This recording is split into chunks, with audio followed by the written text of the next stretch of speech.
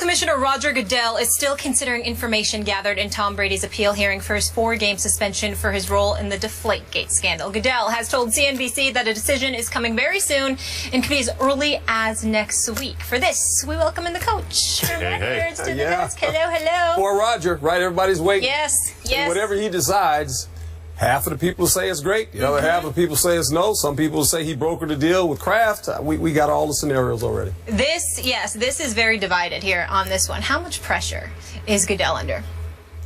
He's not under pressure. No? No. That's his job description. His job description is obviously to protect the shield. The owners hired him. He has the obligation to make sure that the rules and the regulations are never compromised. Now, whether we agree with that and how he goes about his business, we can all say that. We all sit in everyone else's seat and say, well, I would have done it this way. He has a job to do. He's going to make a ruling. He's gathered information. If it's 2 games, obviously everybody's going to say, guess what? No. Mr. Kraft, he brokered a deal.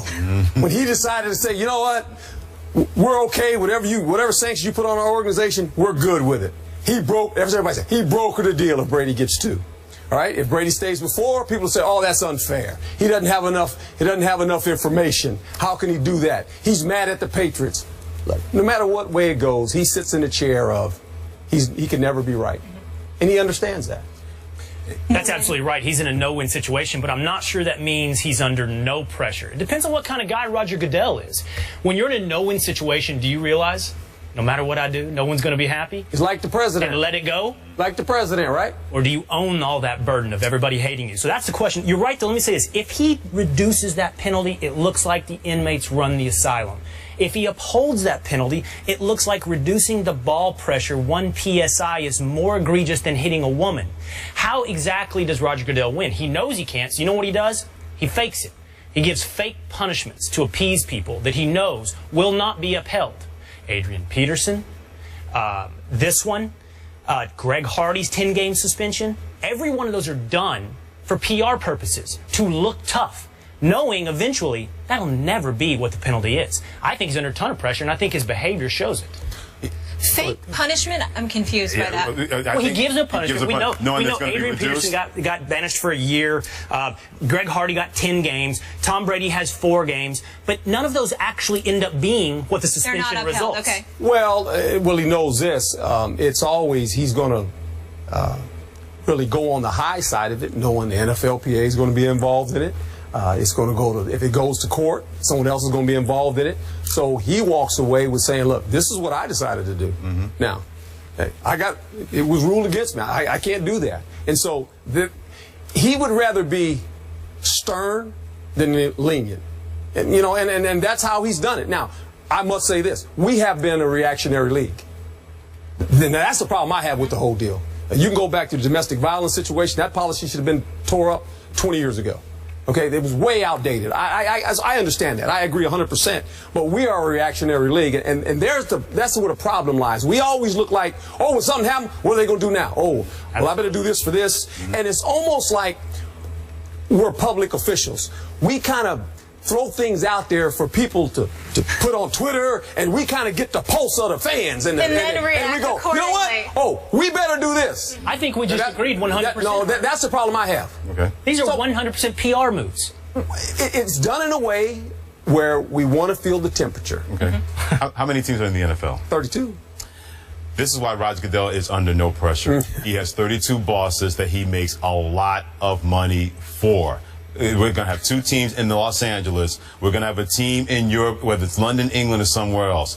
Until I hear more than a majority of owners put pressure on Roger Goodell, public opinion means absolutely not a damn thing to me. And that's why he's under no pressure. If it comes out, whatever decision he puts out there, the people who put pressure on him, 32 owners are like, hey, Roger, you handled it. You did the best you could. Keep making us a lot of money. That's why he's not under any pressure no matter what decision he's going to make. We know Tom Brady's not going to like it unless it's 0. We know Robert Kraft deep down inside is not going to like it because I wouldn't want my quarterback, one of the greatest quarterbacks in the history of the NFL, out for any game. However, if you're going to say that, oh, Roger Goodell, if you make the wrong decision, your job's in jeopardy, Roger Goodell is laughing in your face when it comes to stuff like that because he's got 32 bosses that are going just like this. Hey, Roger, Keep it up. Yeah, but Robert Keep it Kraft, up. doesn't he have to keep him happy? I He mean, can keep there's Robert owners, Kraft. and then there's owners. Yeah, There's but Jerry Jones. There's that's Robert fine. Kraft. There's Dan Snyder. But he's got the 2 of the 3 on his side.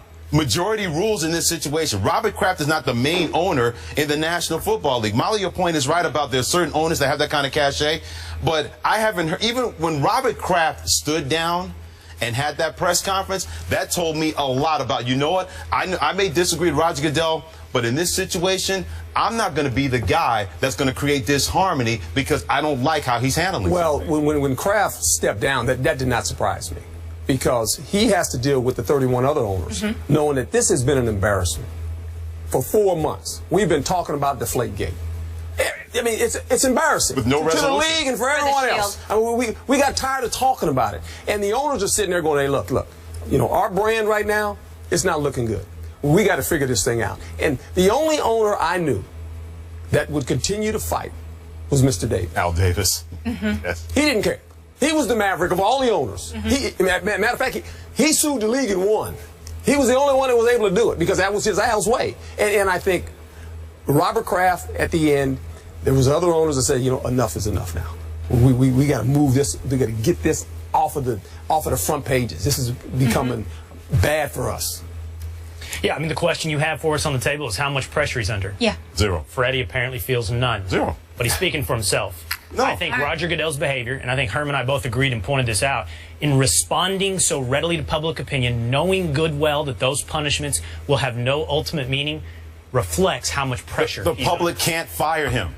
They can't. Then why is he responding so readily to the public? Because he has an obligation to NFL fans. But they didn't hire him, Will. The 32 owners put him in place. Those are the people that can fire him. He can get as much vitriol from fans as he wants until he hears it from the majority of owners. Roger Goodell's not under any kind of pressure because fan reaction, he only cares about fan reaction when it comes to putting more money in the pockets of the National Football League. As long as fans continue to be lambs to the slaughter and want the National Football League, that's why he's not under any pressure of losing his job or losing in the court of public opinion. He is not going to lose in the court of owners' opinion, and right now he's pretty strong in that court. They have dictated punishment a little bit, though, just based on the PR perspective. I don't doubt that. He's not in danger of losing his job. Just a little bit. We have another guy that unfortunately was in danger over 4th of July weekend. That's Jason Pierre-Paul, injuring both of his hands during a fireworks accident over the weekend. On Wednesday, according to our Adam Schefter, his right index finger was amputated, and according to our Ed Warder, he also fractured his right thumb. Ed Warder is also reporting that, according to league sources, JPP is unlikely to sign his franchise tender until he's confident he can pass the team's physical to prevent the Giants from putting him on the non-football injury list. And having full control over the player's return, the thumb is expected to take longer to heal than the wound from the amputated finger. JPP, not the only player who had a fireworks mishap. The Bucs' C.J. Wilson also lost 2 fingers over the holiday weekend. Unfortunate situation, Herm. We defer to you. How should the league regulate this? Regulate what? I don't know, the Players fireworks. getting hurt, players getting hurt on the offseason. Yeah. Players doing silly things. How do you control them? Well, How let do me you tell you sleep something. at Now night? I'm the senior citizen. I said that earlier. You're not. when I You're the sat here. godfather. Here we go. Nice. Until Skip's back. 37 years. 37 years. 30 of them being in the National Football League. The last 7 working here at ESPN talking about the National Football League. Every offseason, players put themselves in harm's way. And so we can regulate it. What are we going to do? We're going to fine them? You're going to kick them off the team? Are you kidding me? We're not going to do that. This is what players do in the offseason. My pet peeve would have as a football team. I would put all the incidents up the prior year to remind them, hey, guys, this is what happened last year after OTAs before guys got to training camp. I would tell the story. You don't play football until we get to training camp in July. If you're wrong, done or not, that bottom line, that's not good. We're not playing football. Don't put yourself in a... Just do what you do. Have fun. Yeah. Well, we don't want any incidents. But here's the problem with athletes. All professional athletes. They all think, you know what? Won't happen to me. I'm good. They're competitive. They think they can accomplish anything. Oh, I can do that. Look, I was one of those guys. I get it. I fooled around and went skiing. I should have no business skiing, right? Somebody convinced me, let's go skiing. I go up there. I'm an athlete. I can ski, right? The first thing I figured, I put those skis on, and I had to go over to the little slope, you know, and I'm learning how to do all the, and I'm with little 8-year-old kids. And I'm going, this is ridiculous. I'm going to start getting mad as an hour went by. This is ridiculous. 8-year-old kids skiing better than me. So I said, let me get on them lifts. So I get on the lift, took the wrong lift. Where way up the mountain. Now I'm up on the mountain going, how am I going to get down? Yeah. Right? Call the helicopter. No, and I came down that hill. Let me tell you something. When I got down that hill, I took those skis off, and I went over there and said, you know what? I want some hot apple cider. I'm done. I'm done. You're like, I'm done. chill in the lodge. Why were you done? Because I said I could have killed myself. There you go. Okay. There you go. But it took me to do it first, and I'm glad I didn't hurt myself. And that's the problem with athletes. You realized your own fallibility, your own ability to hurt yourself. You said, how do you regulate it? Well, one, there's two types of regulation. Preventing it. You're not going to do that. What do you do? Hire an NFL police force every 4th of July that walks around to players' houses and makes sure they don't light firecrackers? Never going to happen. Yeah. You can punish it. That's how you regulate. But you punish it by putting it in your contract, which teams do, that if you hurt yourself in off-field activities, you don't get your money. Your contract is void. And JPP is learning that today. He might be losing money because of this, and he may soon realize that humility that Herm did. How many years ago, Herm? Oh, 35? no, at least, 1979? Man. And then he'll start Long looking time at his ago. checkbook God bless and you. realize no more firecrackers. Yeah. To both of the gentlemen's point, certain guys are just going to be SOS, stuck on stupid. And unfortunately, you can't regulate that. I'm not saying that JPP is stupid, but he did a stupid thing by putting his career and his life in harm's way trying to have fun. I mean, leave the fireworks, whatever he was doing. It hasn't come out what exactly happened. We may never get to the bottom of that.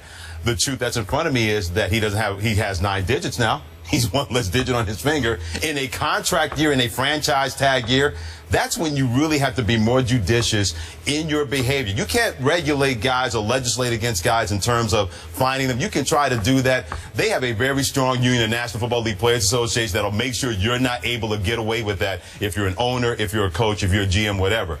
But if J.P. Paul's not the first time he's had an immature moment. No. So the New York Giants, not saying they had to have known, nobody could have foreseen something like this happening.